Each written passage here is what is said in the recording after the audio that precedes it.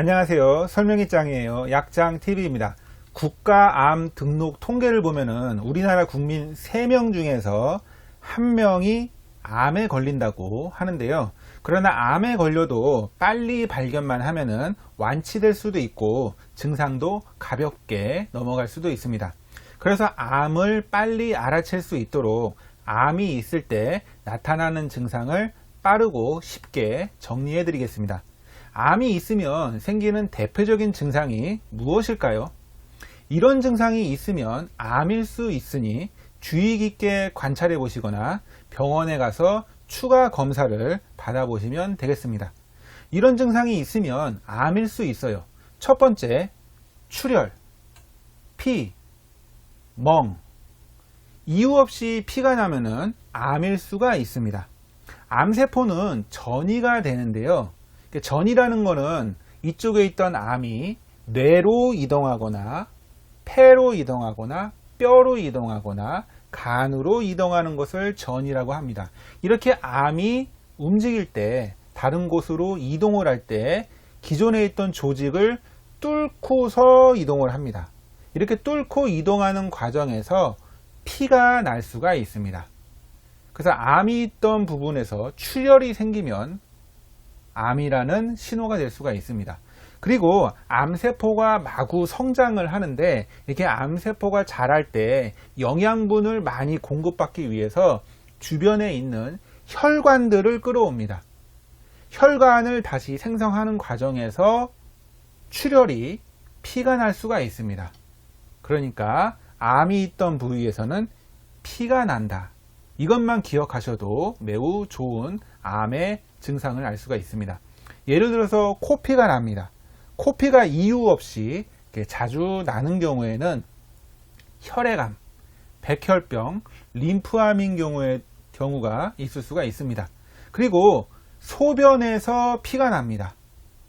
물론 방광에 염증이 있거나 방광에 균이 감염된 경우에도 피가 날 수도 있지만 비뇨기암, 전립선암, 방광암이 있는 경우에 소변에서 피가 날 수 있습니다. 그리고 대변에서 피가 납니다. 대변에서 피가 나는 경우는 치질이 있거나 위장 출혈이 있거나 그런 경우에도 피가 날 수가 있지만 대장암인 경우에 대표적인 증상이 대변에서 피가 나는 겁니다. 그리고 질출혈이 있습니다. 물론 생리불순이라든지 다른 원인에 의해서 출혈이 있을 수도 있지만 자궁경부암, 자궁내망암인 경우에도 이 출혈 증상이 대표적인 증상입니다. 객혈, 가래에 피가 있습니다. 가래에서 피가 나는 경우에는 폐암이나 식도암인 경우에도 가래에서 피가 납니다. 구토를 할 때 피가 섞인 구토를 합니다. 위암이나 식도암이 있는 경우에도 이렇게 피가 나옵니다. 피부에 멍이 자주 듭니다. 이유 없이 멍이 자주 들 경우에는 물론 혈소판 감소증이라고 하는 다른 혈액적인 질환도 원인이 될 수가 있지만 혈액에 암이 있을 경우에 백혈병, 림프암 등이 있을 경우에 피부에 이유 없이 멍이 자주 생기고 여러 군데 많이 생깁니다. 피부에 점상 출혈이 있습니다. 이렇게 점처럼 생긴 조금만 빨간 점들이 여러 군데 많이 생깁니다. 이렇게 조금씩 출혈이 있는 건데 이런 경우에도 혈액암, 백혈병, 림프암인 경우가 있을 수가 있습니다. 이런 증상이 있으면 암일 수 있어요. 두 번째, 체중 감소입니다. 암은 소모성 질환이라고 합니다.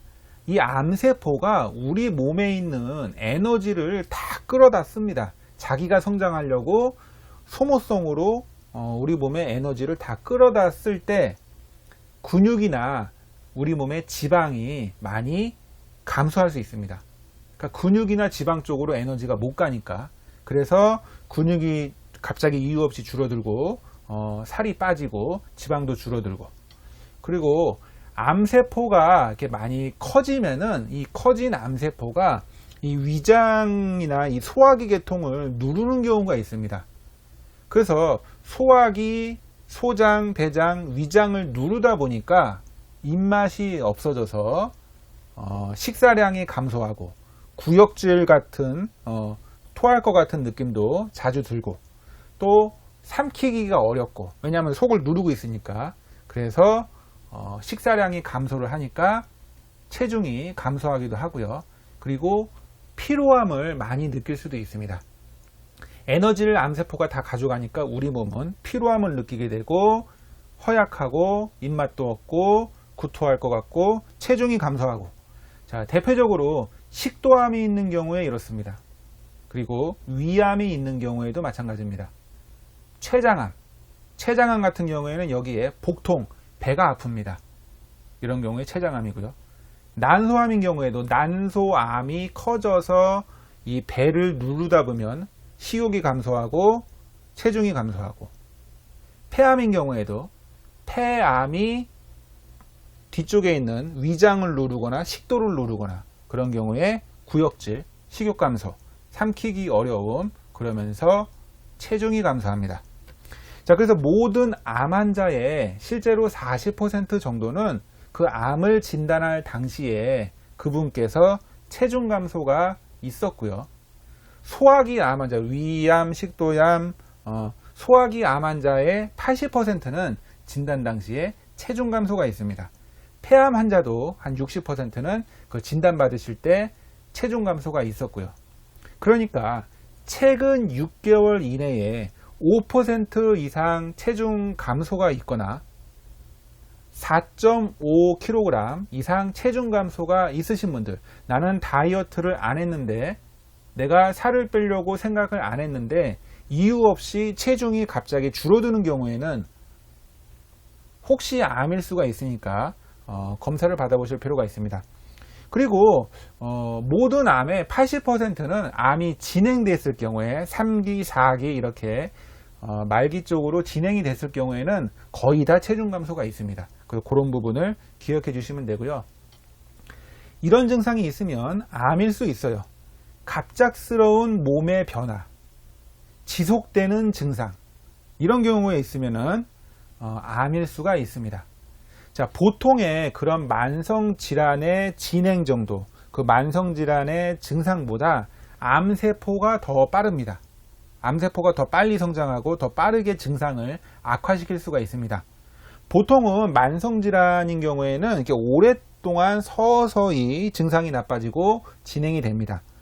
그런데 어느 순간 갑자기 내 몸에서 느껴지는 어떤 변화, 어떤 증상은 암일 수가 있다. 이런 부분을 기억해 주시면 되고요. 그리고 만성질환에, 예를 들어서 뭐 성인병 같은 경우, 그런 만성질환의 약을 먹어도 개선이 되지 않습니다. 진통제를 먹어도 통증이 개선이 되지 않습니다. 위장약을 먹어도 속이 불편한 게 좋아지지가 않습니다. 왜요? 암이니까. 그럴 수가 있고요. 그리고 과거의 내 몸과 갑자기 변했다라는 걸 느끼고, 그리고 원래의 생활 습관과 내가 다르게 행동한다라는 것을 느꼈을 경우에는 암을 생각해 볼 수가 있습니다. 자, 예를 들어 가지고 위장병 증상이 갑자기 느껴집니다. 내가 원래 위장이 안 좋으신 분들은 옛날부터 위장이 자주 안 좋았기 때문에 위장이 좀 안 좋다라고 느끼는데, 그게 아니고 그렇게 내가 위장이 나쁜지를 잘 몰랐는데 갑자기 위장이 좀 안 좋습니다. 그리고 위장이 안 좋은 증상이 좀 빠르게 진행을 합니다. 그런 경우에 혹시 위암이라든지 소화기 계통의 암일 수가 있습니다. 그리고 전립선 증상이 있는 경우에 보통은 전립선은 천천히 서서히 이렇게 전립선이 비대해지기 때문에 소변 보기 불편하고 소변이 자주 마렵고, 이런 전립선 증상이 옛날부터 조금씩 있었던 경우에는 그냥 전립선 비대증일 가능성이 높은데, 어느 순간 이 전립선 증상이 갑자기 좀 안 좋아진 것 같은 경우, 그런 경우에는 일반 전립선 비대증보다 전립선 암이 증상이 악화되는 속도가 더 빠릅니다. 더 빨리 악화가 된다. 그런 부분. 그리고 변비, 설사 등이, 옛날에는 내가 변비가 많이 없었는데, 옛날에는 내가 설사하는 체질이 아니었는데 갑자기 내 체질이 바뀌어가지고 변비 체질로 바뀌었다, 설사 체질로 바뀌었다, 그리고 변이 가늘어졌다, 이렇게 갑자기 배변 습관이 바뀌는 경우에는 대장암일 수가 있습니다. 그리고 통증이 원래 그렇게 두통이 항상 있던 사람이 아닌데 언제부턴가 두통이 계속 느껴지고, 두통약을 먹어도 두통이 개선되지가 않습니다. 뇌에 암이 있는 경우가 그렇고요. 근육통이 갑자기 느껴지고 근육통약을 먹어도 개선이 되지가 않고 방광에 통증이 느껴지고 뼈에 통증이 느껴집니다. 암인 경우에 그럴 수가 있습니다. 기침이 그렇게 기침을 하던 사람이 아닌데 어느 순간부터 보름 이상 지속되는 기침이 있고 기침약을 먹어도 나아지지가 않고 장기적으로 기침을 계속 하게 되고 목이 쉽니다. 목소리가 변하고 쉰 목소리가 갑자기 나옵니다. 지속적으로 계속 목이 쉽니다. 기관지 쪽에, 폐 쪽에, 식도 쪽에 암이 있는 경우에 목이 쉰다. 이렇게 기억을 하시면 되고요. 자, 종합적으로 정리를 해서 간단하게 다시 말씀을 드립니다. 목이 갑자기 쉬었습니다. 여러 가지 원인이 있지만 암인 경우도 있습니다. 지속되는 기침, 폐암일 수도 있습니다. 그리고 3주 이상 지속되는 구강이나 혀의 궤양, 구강이나 혀가 3주 이상 좋아지지도 않고 갑자기 안 좋아졌을 경우에 구강암일 수가 있고, 그리고 기침할 때 피가 나오는 경우는 암을 의심해 볼 수가 있고요. 가슴 모양이 변하거나 몽우리가 만져집니다.